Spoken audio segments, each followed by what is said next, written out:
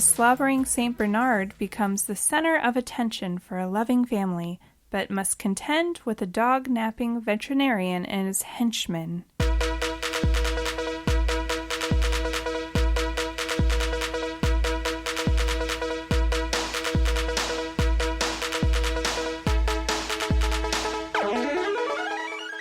This is Ryan. And this is Ashley. And this is Ruining Our Childhood, a nostalgic weekly podcast where a married couple rewatches and reviews our favorite 90s and 2000s movies to decide if they hold up to our adult standards. Yeah, that's this podcast. Yeah. I always like how I say, yeah, just in case one of these days I might say, no, we're not doing this podcast today, Ryan. You did the wrong thing. I also like how we usually introduce ourselves twice, because we always do, this is Ryan, and this is Ashley, and after we do that part... I thought you were going to do it. I was like, really? Then you'll say, hi guys, it's Ashley, and I'll be like, it's Ryan, so we always do it like twice. Yeah. Yeah. They don't need to know that. We leave it in. I know. Well, because I feel like the first part is a little more rehearsed, and you're reading off our podcast definition. Yes. That's not the word. Outline. And then when I say, hi, guys, I'm actually telling the listeners hello. I can understand that, and it's much more informal. Yes. Yes. As is this whole podcast, because it's a mess. Hi, guys. Hi. Again, for the 30th time. This is Ruining Our Childhood. This week, we are going to be doing the recent poll winner, 1992 classic Beethoven, which beat out In the Army Now, which Ryan had guessed people were going to be, what is happening? What the heck is that noise? Well, one of those was my stomach. Is it a baby? I don't know. So there's a loud whistling noise, guys. I don't know what it is. I'm going to go ahead and hit pause real quick. Okay, so here is the update. We have moved into a different room because there's a loud ghost baby outside our house, apparently. And I don't know if the sound will stop. So hopefully we're now recording in our cooler bedroom, which is kind of nice. It took 70 episodes, and we finally switched rooms. Yeah. All right. So, guys, anyway, I was talking about Beethoven being the winner, 1992 classic, and you thought that people were going to be dicks and vote for the Pauly Shore movie because they hate us. More or less, yes. So, just for the people listening at home, Ryan hates you, thinks you hate him, wants you to sit on a cactus if you don't like Back to the Future. And if you don't like dogs, that's not a thing he said in this version of this podcast. I haven't gotten to that yet. Also, guys, this is the second time we're recording this intro because, again, ghost baby, my stomach's growling. Things are happening in our house. It's a day. It's a day. So let's get through this so we can hit the pause and watch this movie. And hopefully when we record the second part, we don't have as much stuff going on. Maybe the ghost baby will have moved on to the neighbor's house. Hopefully so. Yes. Go ahead and hit us with some 1992 facts by going down memory road, maybe? Yeah. Okay. Let's do that. This movie was released on April 3rd of 1992. It had a budget of $18 million. It grossed $147.2 million, and it did spawn 4 sequels. Popular movies from 1992 were Home Alone 2. Some would say the better sequel. Batman Returns. Also better than the original. Yeah. Lethal Weapon 3. I don't know if I've only seen Lethal Weapon 3 maybe once in my life. Oh, okay. It didn't work. It didn't work. It stopped there. Some popular TV shows were Cheers, Full House, and Rescue 911. Nice. And the number one song the week the movie came out was Save the Best for Last by Vanessa Williams. Of course it was. Yeah, it's a delightful song. And some other popular songs were To Be With You by Mr. Big and Jump by Criss Cross. Criss Cross. Criss Cross. Why are you saying it like that? I don't know. It's fun. Criss Cross. Criss Cross.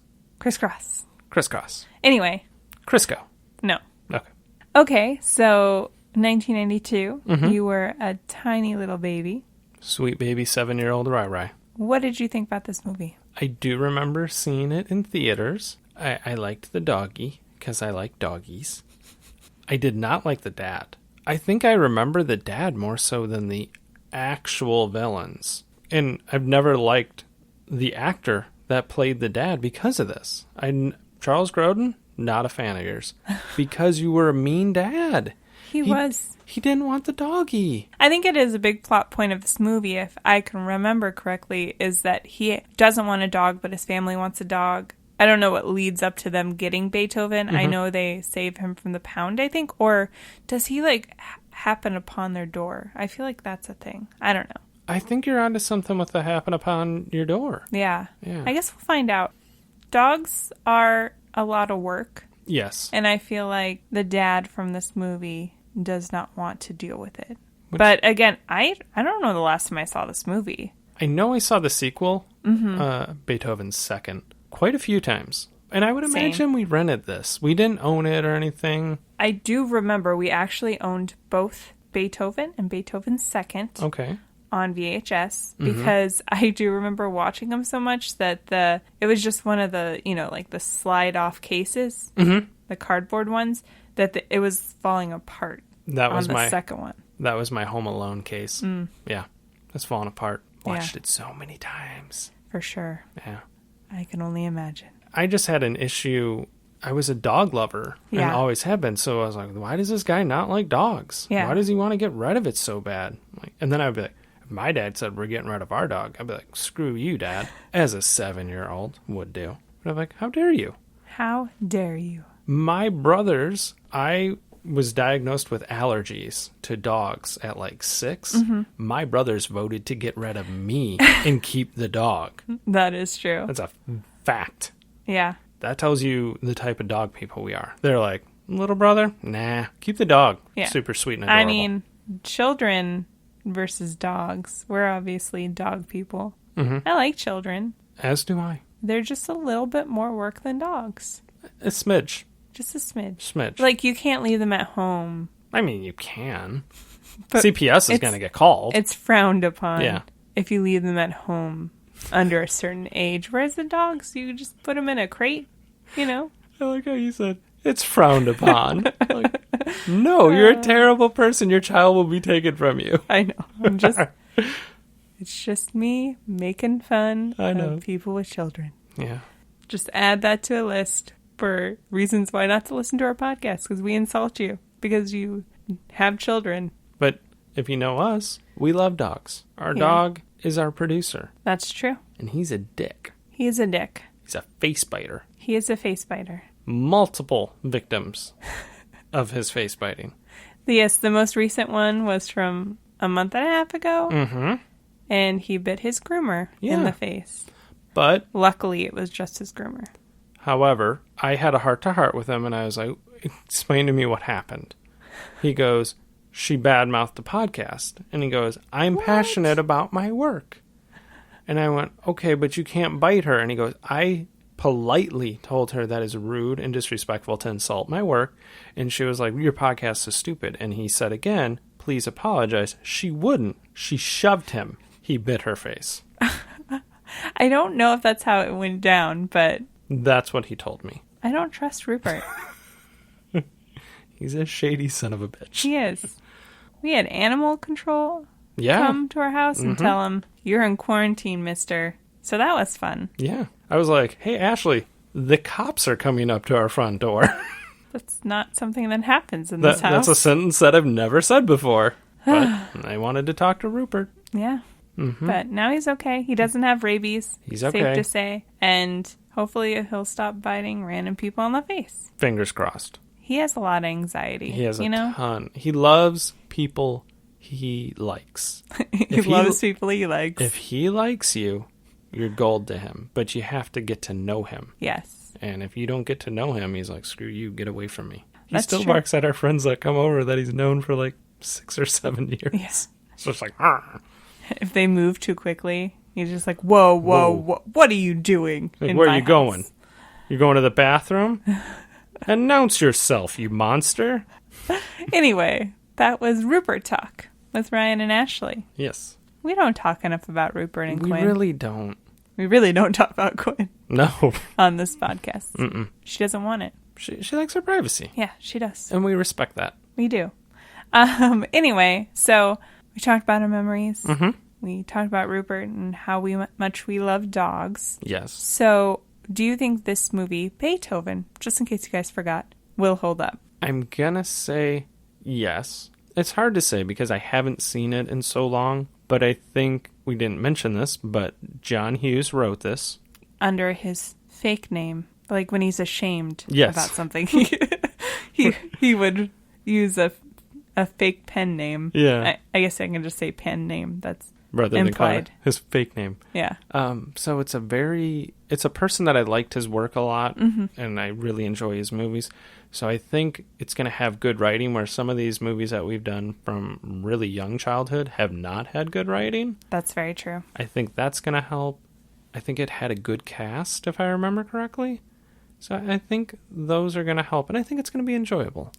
Yeah, I agree. I think that there's something classic about a story that centers around a dog. Mm-hmm.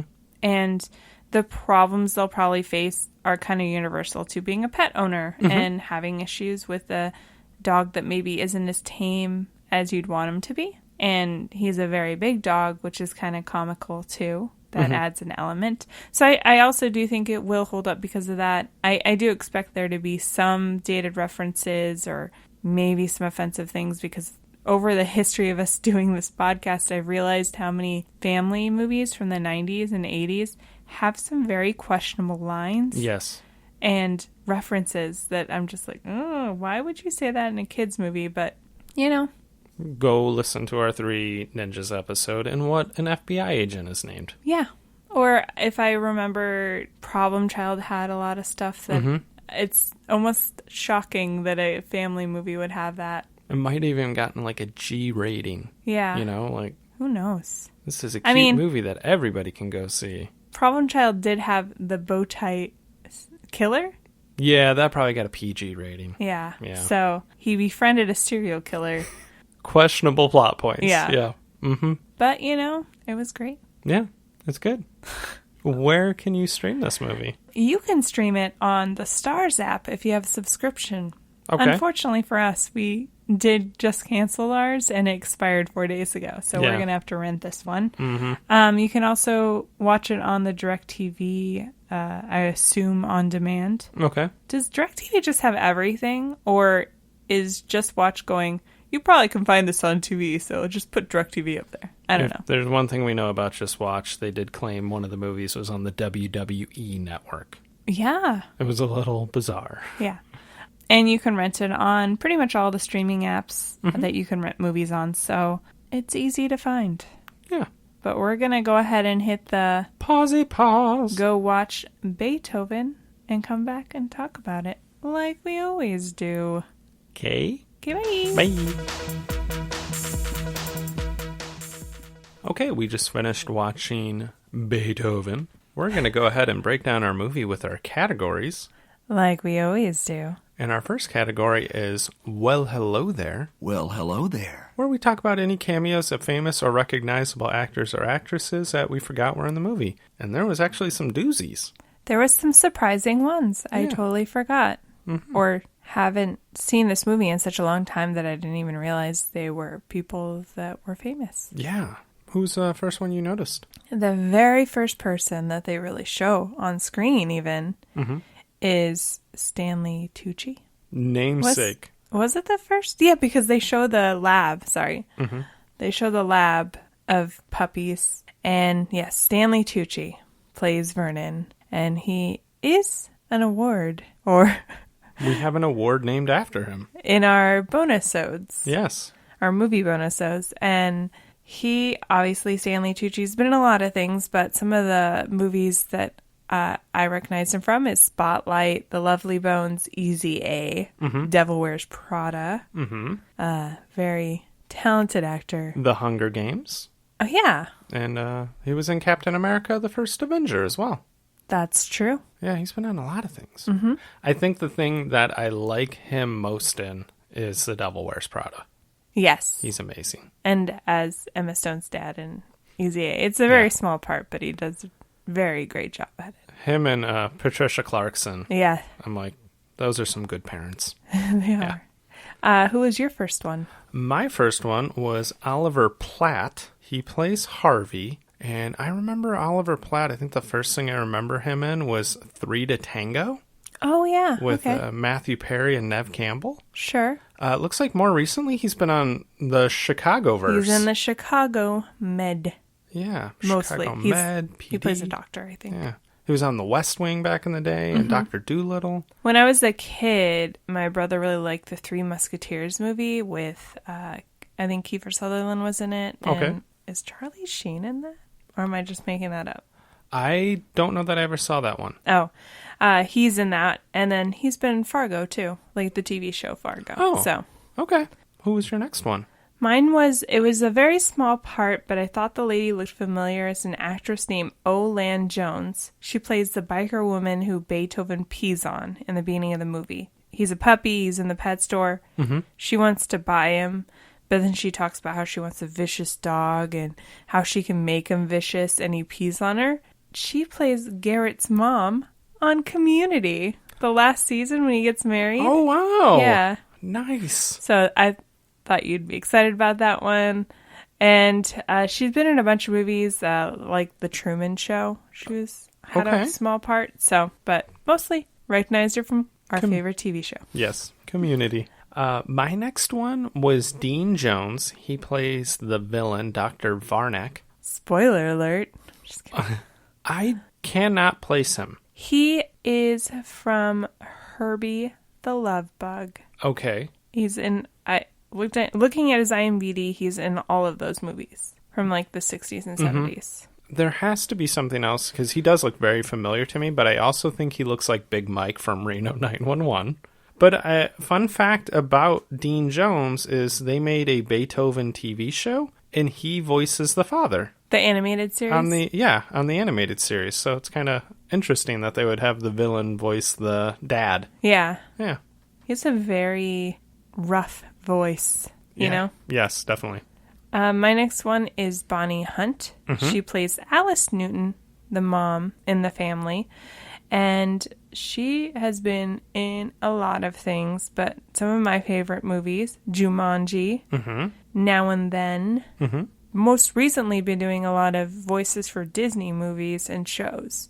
Obviously does voices in Toy Story, Cars series. Monsters Universe. Yeah. Yeah, when we looked her up, I was like, her last 6 acting credits were Disney movies. And she has a good voice. She really does. I always liked her in Jumanji, and I remember her sitcom, Life with Bonnie. Oh, yeah. Yeah. Like the early 2000s? Yeah. I vaguely remember that. And didn't she have a talk show? Yeah, she did. My next one was Charles Grodin. Yes, we kind of discussed him earlier. Yeah, he plays George Newton, the dad. He's probably most famous for being in Rosemary's Baby, but for me, he's most famous for being in this. Yeah. And he was also in that movie Clifford. Do you remember that movie with Martin Short? Oh, okay. I was like, Clifford the Big Red Dog cartoon? Yeah. I vaguely remember that movie, yeah. Yeah. I think I was looking at his most recent stuff, and one of the movies he was in that we've seen is While We're Young with Ben Stiller and Naomi Watts. Okay. And Amanda Seyfried? And Adam Driver. Ooh. Yeah. Climb that stallion. Isn't that what always John Oliver always says? Yes. It's like, my next one is Nicole Tom. She plays Rice. Mm-hmm. Yes, that's her name. Rice. And she is from The Nanny. She was the oldest daughter in The Nanny. And then she had a small part in Princess Diaries. I think she played like a reporter or something. And most recently she was in a couple episodes of Masters of Sex. And what else? She's was on Gotham. Oh, okay. Yeah. Yeah. My next one is Christopher Castile. Yes. He plays Ted, who is George and Alice's son. He was Mark Foster on Step by Step, so one of the main kids. Mm-hmm. He did the voice of Eugene on Hey Arnold. Nice. Nice. And you pointed out we should be looking forward to him on Are You Afraid of the Dark? Yeah, I didn't see what episode or season, Mm-hmm. but I did see it was on his like top 4 credits on IMDb, Mm-hmm. and I was like, oh man, because kind of ruined it for myself. Yeah, it would be fun when he popped up. You'd be Yeah. like, oh, shit, this kid's on this. My next one is Sarah Rose Carr. She plays Emily, the youngest child of the Newton family, and she is not in a lot of things. She's in this movie, Beethoven the Second, or Beethoven Second, and Kindergarten Cop, which you Yes. pointed out. And I think that was pretty much it. I think she might have had a small part in like Father of the Bride. Yes, I did see that. Yeah. Yeah. I definitely remember her from Kindergarten Cop. Yeah. Yeah. I mostly just remember her from the Beethoven films, but yeah. My next one was Patricia Heaton. Yeah. She plays Bree Wilson. Patricia Heaton we know from Everybody Loves Raymond and The Middle.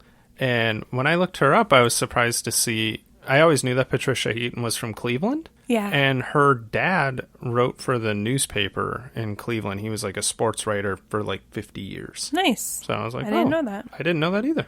I guess I'll name her partner David Duchovny, Yes. a favorite on this podcast.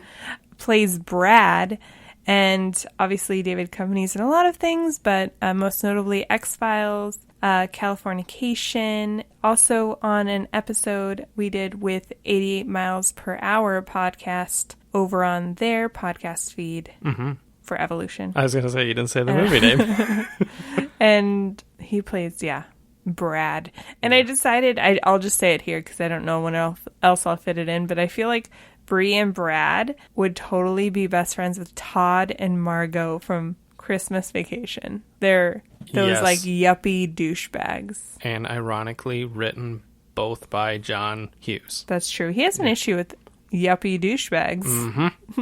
God, Duchovny. Yeah. Oh, boy. Who is your next one? My next one was Patrick LeBruck. Yeah. He was bully number 1. And we know him from last week's episode. He played George in Rookie of the Year. That's true. Yeah. And like you said, last week's episode, he was in Heavyweights. So in quite a few movies from our childhood. Yeah, and he's obviously, this came out before though, so he's pretty young looking. Yeah, he is. My next one is Richard Partnow, or Portnow. He's not credited, but I decided to call him Horrible Man That Wants to Test Bullets on Poor Innocent Puppies. Yeah. Because he doesn't actually have a name. But he was in Sister Act. He was one of the Mary's boyfriend's henchmen. Willie. That's what his name was. Who was supposed to kill her. And he's also most recently been on The Good Wife. He's one of the judges that frequents the episodes. So, yeah. Yeah. It was funny because when he popped up on screen, I'm like, that guy looks so familiar. Why does he look familiar? And you go, he's in Sister Act. And I knew right away who he played. Which I think is funny because I feel like Stanley Tucci's character is playing like a version of his character in Sister Act. Yeah. He's a henchman in this, basically. Did you have anybody else? No, that was it for me. Okay. I am done as well. Well, then let's move on to our next category. The next category is called, kids would call it a throwback. We call it the prime of our teens, where we talk about the fashion, dated references, and that's it. To be honest with you, didn't have a lot for this category. I had some fashion. Okay. I did not have a lot of dated reference, though. I'm sure you picked up on these. I don't know why, but Stanley Tucci is running around in cowboy-printed cowboy boots, but they might be rain boots? Cowboy printed cowboy boots? It's like a cowboy skin on them. Like, didn't you... A cowboy skin? A cow skin. Like hide? Yeah. He killed the Marlboro man and put him on his boots. I was like, do you realize what you're saying? Cow-printed cowboy boots. That I'm not sure they might have been rain boots. They might have been, but I definitely thought they looked like cowboy boots. And there's no justification for them. No, he's just eccentric, I guess. I guess. That's literally all I had, because I think the fashion, having done movies in this exact time frame in the last couple weeks, like, the fashion doesn't I don't know. I don't want to be repetitive in talking about they were wearing baggy shirts. Yeah. And, so they were wearing 90s clothes. No. The only other thing that I did have was the short shorts the basketball players were wearing. Yes. Yeah. And the fact that these are like 14-year-olds and yeah, they're wearing short shirts, but they're also not wearing shirts. So they're very naked. Yeah. Yeah, because the shorts, you're like, Yeah. But Yeah. I think, like, all of the fashion, the dad, George, is wearing a lot of, like, sweater vests and, like, cable knit sweaters. It doesn't look bad. It looks very preppy, Yeah. but it doesn't look, like, completely dated to where you're going, like, oh, my God, why is he wearing that? But The kids wear cute early 90s clothes that Yeah. we all wore in that time period. And again, it's back in style. So, at one point, Rice is wearing overalls. And again, I want a pair of freaking overalls. Yeah. What about dated references? I did not have a lot. It's not even really a reference. I just thought it dated their house a little bit, was they had pink carpeting. Yeah, It was a very bold pink to me. it's a poor choice. Yes. And there was another movie, I think it was Drop Dead Fred, where her mom had like pink carpeting. So apparently that was a thing. And I can't believe it was a thing. No. The only reference I really noted was when, towards the beginning of the movie, when they're trying to name Beethoven, they've decided to take in this dog that just happened upon them. And they are discussing names, and Rice wants to name Beethoven MC Hammer, Yes. which is a pretty dated reference and something she'd probably be slightly embarrassed about when she is our age. Yeah. Yes, I had a dog named MC Hammer. Yeah, that's A not... close second would be Vanilla Ice. There's some bad ones. Or Crisscross. Crisscross. Crisscross. Anyway, did you have anything else? I did not. Oh. There wasn't like offensive jokes or anything, but we'll talk about it when we get to the plot, but I did add a new subcategory. Okay. Do you want to move on? Yeah.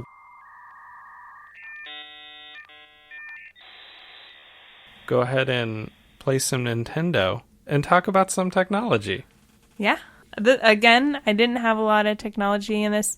This movie is very focused on Beethoven. And go figure, he does watch TV. I will give him that. He watched Wolfman. Yeah. Yeah. But he is also a dog, so he's not like, I gotta get my cell phone. Also, this is 1992. Yeah. But towards the end of the movie, when George discovers, well, the whole family discovers that Dr. Vartnick, the veterinarian that they're supposed to be able to trust, is actually trying to steal their dog so he can shoot him in the head Yeah. to test a bullet. That's a real plot point in this family movie. They use payphones to try to call the police. Yeah. And the police are like, I don't know what to tell you. They Real don't- effective. They don't care. What did you I have? had one. There was just a brief thing where it's when Beethoven is downstairs watching TV and George and Alice can hear the TV playing. So George goes downstairs to check it out and they cut to Alice and she's adjusting the thermostat in their house. And it was one of the really old thermostats where it had like a dial on it. Oh, yeah. And I'm just thinking, the majority of people now have these digital thermostats. That's true. Yeah, like a Nest thermostat. That's very true. Yeah. Used to have to use a dial back in my day. Back in my day. I remember in school, they had a little plastic box over it. Yeah. So our teacher would adjust it with a paper clip. Like on the little crack, she'd move it over a few degrees. That's funny because those boxes were made so they wouldn't adjust. Yeah, exactly. I did want to talk about the soundtrack or the musical score because the minute this movie started, it hit and it was like I was flooded with all the memories of this movie because it has a very distinct musical score. Yes. I felt like I was 6 again. It was weird. That, I think, more than anything, triggered something for me. Yeah. Rather than any of the scenes, really, it was that soundtrack. Yeah. Speaking of the soundtrack, there's a scene where Alice is going to go back to work, so they hire a babysitter, which was a little strange. But the babysitter is playing an organ, and she's playing Lady Marmalade and making 2 of the kids sing along with her. Yeah. And I was like, that's a very interesting choice to be playing right now. It is weird. Yeah. Very strange. Yeah. That's all I had. That's all I had as well. So we'll move on.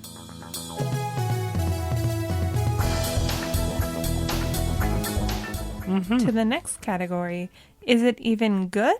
Where we talk about the plot holes, and my brand new category that I added for this movie, stuff I probably blacked out because it's fucking traumatizing.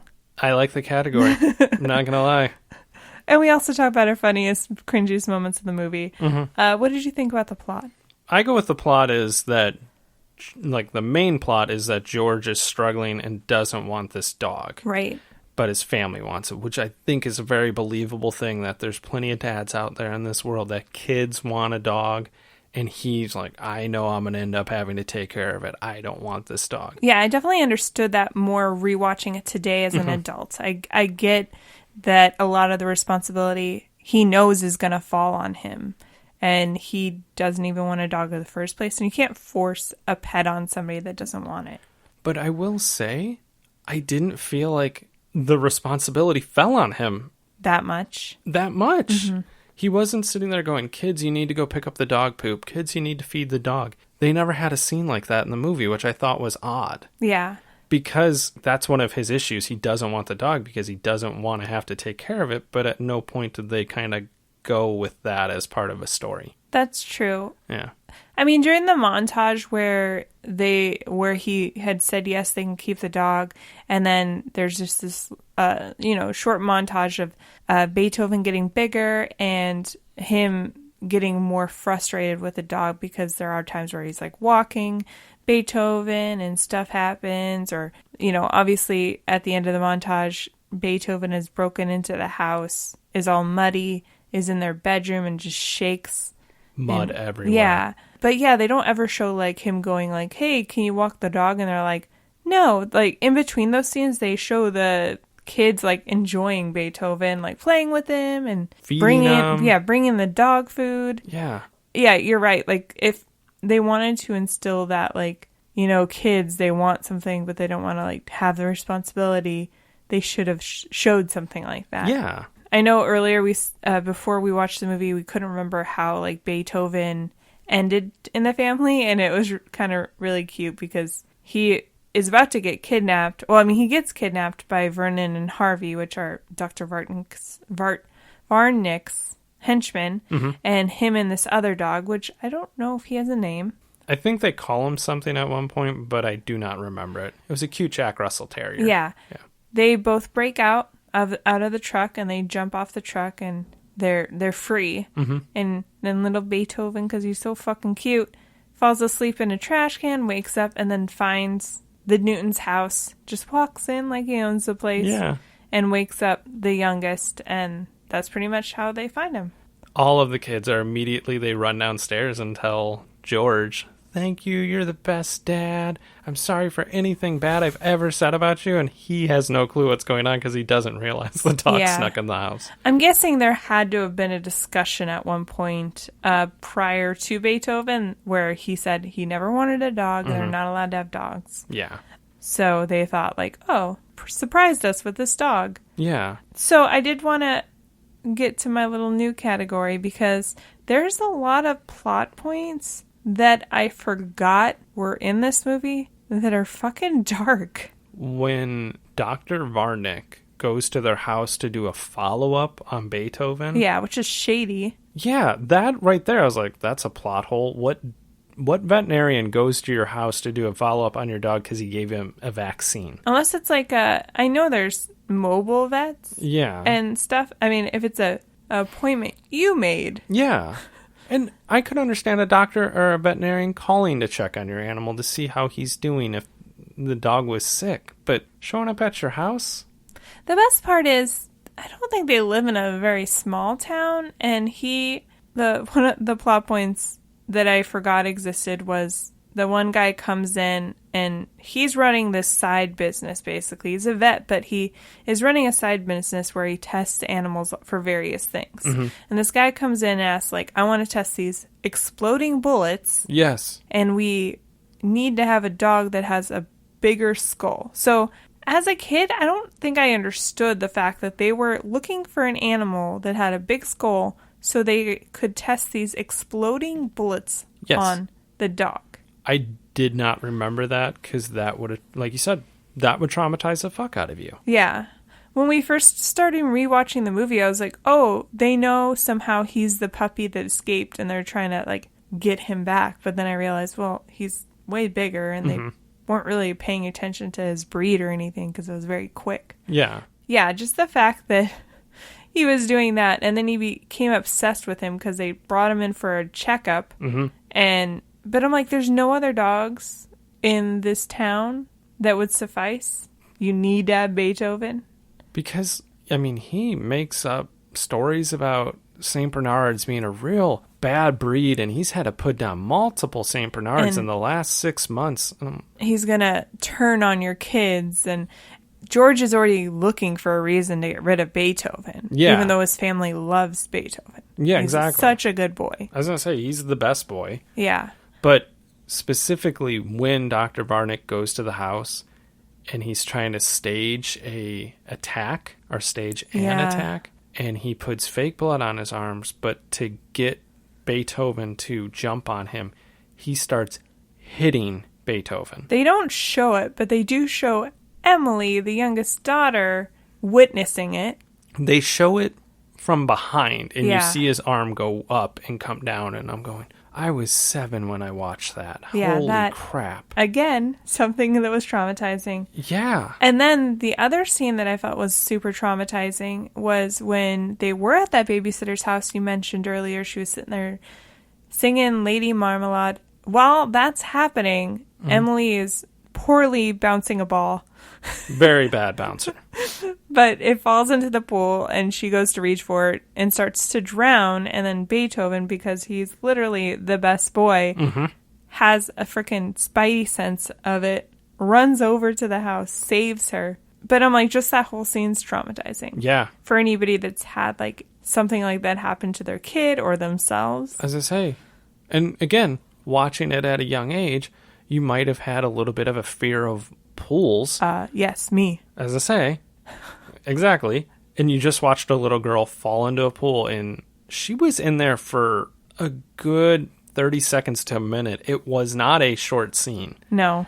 It's scary. Yeah. And then the last one was just, actually, we kind of talked about him, how aggressive the vet was about Dr. Vartnick about obtaining Beethoven. Yeah. So that he could test these bullets on him. So dark. Very dark.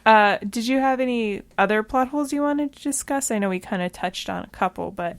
I don't know that it's so much a plot hole, but George doesn't want this dog, and all of the bad... not all of it, but a lot of the bad behavior that Beethoven's doing, some of it could have been easily prevented. Right. Beethoven goes pee in his briefcase, in George's briefcase. Yes.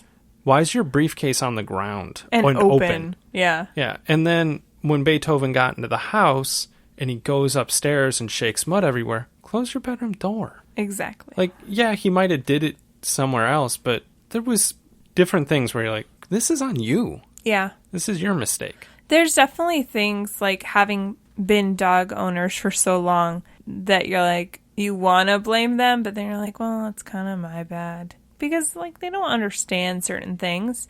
Beethoven's very smart. In the beginning of the movie, they kind of show his day-to-day. He sneaks out of his kennel. He walks around town. He shares his snack with his street buddy that we don't have a name for, that he, escaped with. He heads over to this high school to be a wingman for Rice. I thought that scene was so cute when he went around town. It made me think of Lady and the Tramp. Yeah. When Tramp goes around and the business owners go out there and give him a treat and they're all happy to see him. I thought that was so cute. And I didn't remember that scene. Me either. Yeah. And like you said, he's such a good boy. He's a wingman, for Pete's sake. Yeah. He has lunch with Rice, who apparently doesn't have any friends. No. The budget of the movie didn't allow her to have any high school friends. Helped her out. Mm-hmm. Did a solid for her. Yeah. But yeah, I didn't really have any other plot holes other than when Ted is riding home on the bus. Everybody is just standing around, walking around. The bullies are just doing whatever. And I'm like, I'm sorry. pretty sure the bus driver would be like, sit the fuck down. Yeah. I know my bus driver would. She wasn't that aggressive, but... She's not going to put up with kids walking around while she's driving. She'll pull over and be like, you need to sit down, or I'm going to kick you off the bus. Yeah. They're just free to harass their fellow classmate. Yeah. That was pretty much all I had as far as plot holes. Plotty holes? Yeah. Plotty holes. Are you ready to move on to our next category? No, we need to talk our funniest and cringiest moments of the movie. That's what I meant. Our next subcategory. I do apologize. What was your funniest line? I did like when they're going to name Beethoven, and the way they did it was everybody got to write down a name and they put it in a hat, and then Alice is going to pull the name out, and she pulled out a name. You could tell it was a name she didn't want to say. She looked at George and was like, shows it to him and goes, Emily, did you write your name down with crayon? And she's like, yeah. And she's like, we're not going to name him this. We don't name him after body parts. And she was like, why? That's what we call Uncle Richard. She wanted to name the dog Dick. Yeah. But before she said that's what we name him, that's what we call Uncle Richard, she said, he has one, I looked. Yeah, she did say that. That one got me. Mm-hmm. I did like one of the first lines was Oliver Platt's Harvey. They break into this pet store that Beethoven's in, steals all of the puppies, and they're driving away, and he's just like, I do believe that's my very first felony. I've done a lot of misdemeanors, but that was my first felony. Yeah. But he's so proud about it. Yeah. It was just funny the way he said it. I was going to say, his delivery on it was top-notch. Yeah. What was your cringiest line or moment? My cringiest moment was, we talked about a little earlier when Beethoven was watching TV and George goes downstairs. While he's downstairs, Beethoven has now gone upstairs and got into bed. And George doesn't realize it. So somehow tucks himself in. Yeah, tucked himself in, looks super cute and adorable, and George gets into bed. At that point, he can smell Beethoven because he made a comment about it. Like, oh, my clothes smell like Beethoven. Mm-hmm. He's talking, and Beethoven starts licking his neck. And he's like, oh, is Daddy's little girl being naughty? Yeah. He also says, oh, baby, it's not even Saturday night. Yeah. I was just thinking, you think your wife's advancements to you are like a dog's lick? I don't know what those Newtons are into, but apparently the way George likes it is his wife licking his face. Yes. Aggressively and very slobberly. Very slobberly. That was mine too, by the way. Oh, yeah. Yeah, it's hard to get past that one. That one's pretty bad. Yeah, for sure. A part that made me laugh that wasn't supposed to probably make us laugh was the kids overhear George and Alice talk about possibly getting rid of Beethoven. And they're like, we're going to make Dad breakfast. We're going to clean the house. We're going to take care of all the dog chores. And they cut to a scene of, I think it was Rice making eggs. And I don't know how the eggs looked both burnt and runny at the same time. Yes. It was very disturbing. It made me laugh so hard. And then when he sits down, they're like, we made your favorite breakfast, scrambled eggs. And I was just like, and they don't look appetizing. They look totally different, though. Yeah. No, the ones they served Charles Grodin looked a lot better than whatever they were cooking. They looked disgusting. Yes. Did you have any other things you want to talk about? I do. Do you? Yes, I do. I did feel like there was a lot of scenes where, like, specifically when the Vernon and Harvey are like kind of almost roughing up animals. At one scene, I think it's Vernon picks up the Jack Russell Terrier by its scruff of his neck. Yeah. And you can tell the dog does not like it. Yeah. And I was just thinking, like, PETA would not like this movie. I do think there's a lot of movies from when we were young that I felt like they could get away with more things that are iffy. Yeah.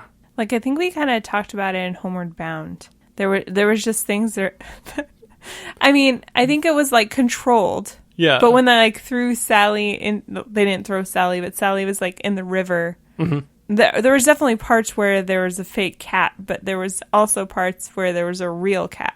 And isn't the cat's name Sassy? Sassy, I said Sally, because it's... Yeah. It's voiced by Sally Fields. Yes. But yeah, no, in that movie, Remember the animal jumping off of a cliff?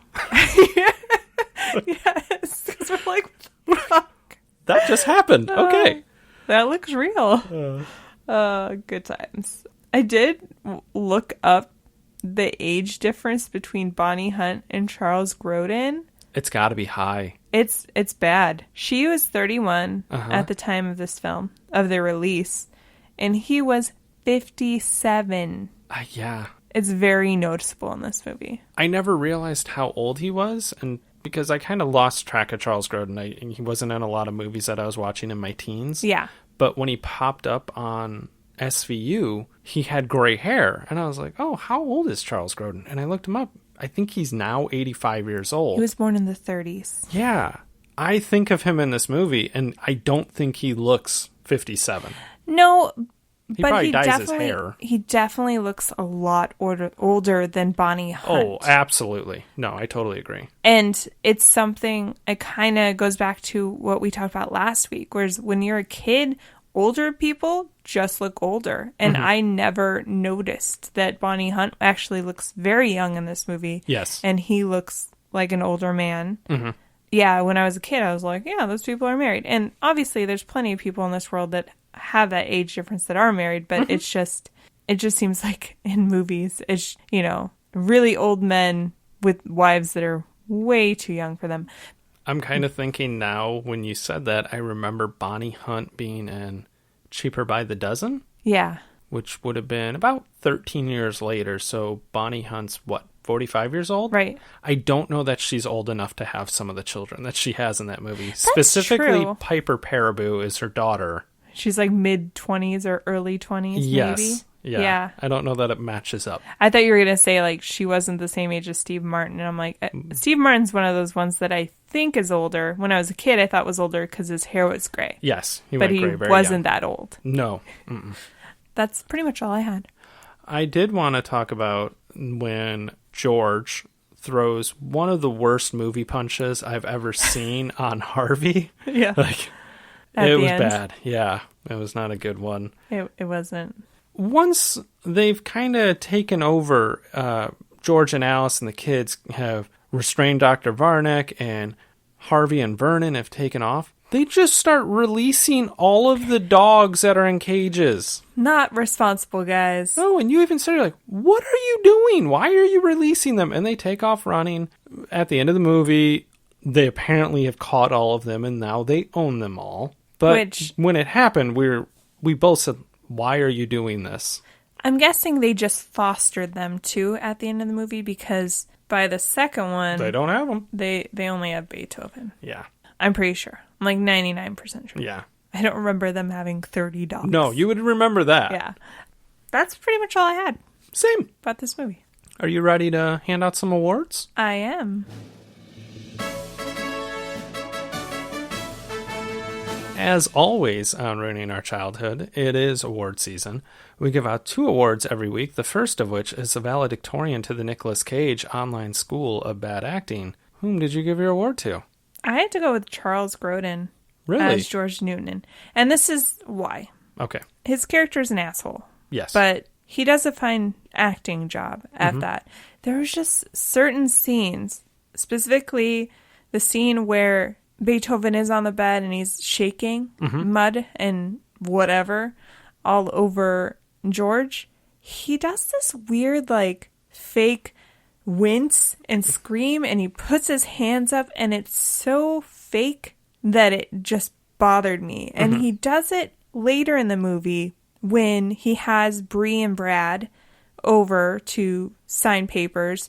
They're kind of villains too, because they're trying to steal his business, but he thinks they're just trying to invest in the business. Yeah. And Beethoven wraps his leash around their chairs and drags them, and, stuff happens.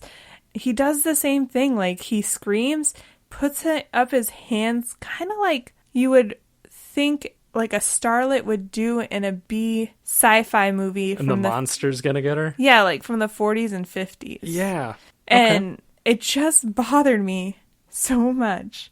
But yeah, I mean, it wasn't a bad character, and I think I understood his character a little bit more, especially or towards the end of the movie when he's taking Beethoven to basically get euthanized, he kind of mentions that he had a dog when he was a kid and his dad had him put down and that was like traumatizing to him. So I'm like, that's why you don't want to be a dog person, because you've been hurt before. And he does say he never forgave his dad for it. Yeah. But So, then I'm like, yeah. at the same time, you're doing the same thing to your kids. Yeah. Agreed.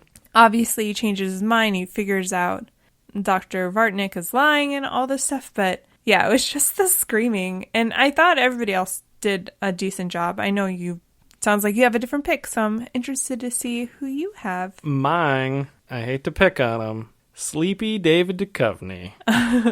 He, as Brad, which I decided I don't like that name. Well, when you say it like that. Yeah, we go Brad. I don't know, Margot. Sorry. Just Christmas vacation. I don't know how he's famous other than, like, we talked about him on the Evolution episode. He's a good looking guy. He has no voice inflection when he's talking. He's very monotone. He just, in this movie, you kind of talked about when they're at the house to sign the papers and he just throws the rubber ball, which causes Beethoven, who is now, unbeknownst to all of them, wrapped his leash around the table. Right. His And he just, extra long leash, by the way. yeah. But Brad throws the ball and he's just like, I used to pitch. Like, Yeah. you don't need to pitch to be able to toss a rubber ball for a dog. He was a douchebag. All the times that they were like both rude to Alice, Bonnie Hunt's character, and I'm just like, she's the person whose business you're trying to essentially steal. Like, it's his wife. Yeah. Though I don't feel like he gives her enough credit to do anything. He had another line where Duchovny's like, George has read all the papers and he's about to sign. I know part of it is like the writing, but it is also your acting or lack of ability to act. I took him more as like this role fit him better because I can see him more as a sleazy, yuppie douchebag than anything else. So, but I don't disagree with you. I liked your comparison to Todd and Margot. I thought that was very good. Good times. Anyway, the next award is the Thomas J. Hanks Award for Exceptional Acting. Why are you looking at me like that? Because I gave mine to Charles Grodin. Aww. Yeah. I do understand where you're coming from with his overacting. I think part of it was I really didn't like his character when I saw it as a kid. Like, yeah, for sure. And it caused me to not like Charles Grodin in anything I ever saw him in. So when I watched it, I was like, well, this guy has a lot of growth. He's not that bad of a guy. I think he's putting too much pressure on himself. I thought he was a decent dad to his kids. And when I understood why he didn't want a dog, and it had nothing to do with he doesn't like dogs, he had his heart broken when his parents had to put down his dog. Yeah. I also feel like he's a little bit of a type A kind of OCD. Like, he doesn't want dirtiness or messiness in his house. Exactly. I was so happy when he figures out that Dr. Vartnick lied about getting attacked when he like sees that there's no bite mark on his arm. And the guy's like, if you hit me, I'm going to sue you. Dr. Vartnick says that to George, and George doesn't care and just decks the guy. Yeah. And I was like, good on you. It was very weird for me to watch this and go, wow, I kind of like him now. Because everything that I remembered about this movie was hating that guy. Maybe I should have been a Charles Grodin fan, and I just discounted his acting for the last 30 years because of this. Well, his movies are still out there. Yeah. And I realized, looking at his IMDb, that after this movie, after, I guess, the sequel, he didn't act a lot. I want to say he had a political talk show when we were kids. That sounds right. Like on MSNBC or something. Because I remember flipping through the channels and going, or like the TV guide and seeing Charles Grodin and going, it's got to be a different one. It can't be the actor guy. Because I never thought, if you're a political person, you can also act. Yeah. Or, if you're an actor, you can have like degrees in political science and stuff. It's crazy. It's crazy. Not when I was 10, I didn't think that. So that's why when you said him for your Nicolas Cage, my reaction was, really? Well, you know what's funny is though, when we were watching the movie, when he'd show up on screen and he'd do something, I swear I'd hear you like kind of huff. And I usually can get a sense of who you're going to pick for your Nicolas Cage because you do this thing with your face where you kind of like roll your eyes whenever somebody you don't like is on screen. I'm sure I did it with Duchovny. And that's probably, I was thinking you were doing it for Charles Grodin when you were really doing it for Duchovny. But yeah, I guess I can tell you mine. I was just going to ask, who did you give your award to? I gave mine to Sarah Rose Carr for Emily because she was just fucking adorable and delightful. Uh-huh. She was like a real breakout for me. Every scene she was in was like super hilarious. Yes. And she even had this like deadpan comedy quality to her. Like after she gets saved in the pool, she's just sitting on the steps of the pool, and her brother and sister look outside, and she's just like puts her hand up. Hi. Yeah. And it was just so cute. And then one of my other favorite lines that she does is right after we talked about them making him breakfast. And they're like, we made you breakfast, your favorite, scrambled eggs. And she's like, I dropped a part of an eggshell in there. Chew carefully, Dad. She was just so fucking adorable. And she was. You know, she witnessed Dr. Vartnick beating Beethoven, tells her parents, well, don't believe her. I will say Alice wanted to believe her, but George was like, I don't know. And then, you know, Alice was like, maybe we should believe our child who doesn't lie versus this guy that we met twice. This skeevy doctor who decided to come to the house to For do no a reason. random checkup. Yeah. But I think she was just a big breakout for me. And I did want to give an honorable mention. I almost gave it to Bonnie Hunt. I thought that's where you were going. Because she made me crack up, too. Like, she's got Brad a refill of lemonade. Because they were being assholes to her. Yeah. Like, they wouldn't shake her hand at the office. And then she just kind of awkwardly was like, oh, okay. Yeah. Brushed her hair. She got these, like, all these bad feelings from them and the vet. Mm-hmm. But then her husband's like, nah, everything's cool. Cool.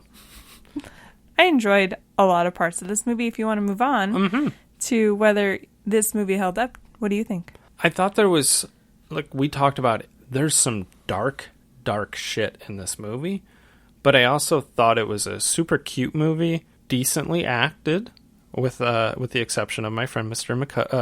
Duchovny. McCovney.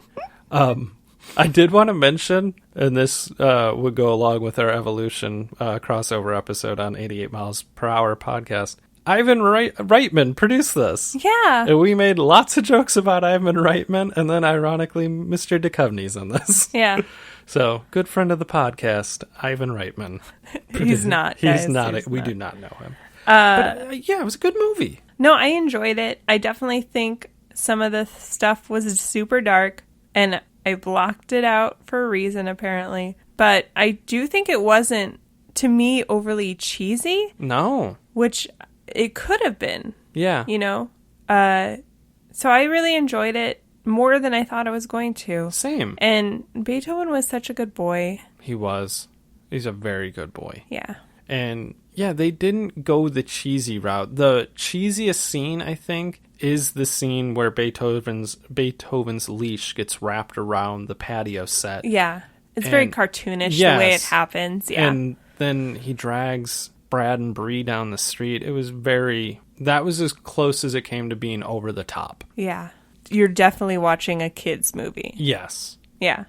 But I agree. I liked it. All the characters were great. Mm-hmm. No wonder it was a success. Mm-hmm. Spawned a very well done sequel. I'm talking about it and I haven't seen it in like 20 years. I can't wait till we randomly watch it one day. You're like, let's watch Beethoven second. And then we're going to watch it and you're going to go, ooh, this is not a good sequel.